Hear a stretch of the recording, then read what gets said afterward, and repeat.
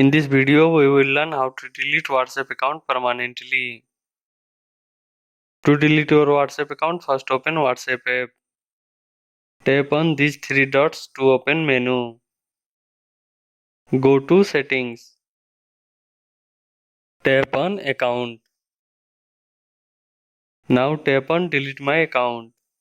Check if selected country is correct. Now type your registered mobile number. Tap on delete my account. Select a region for which you want to delete your WhatsApp account. I am selecting other. Now tap on delete my account.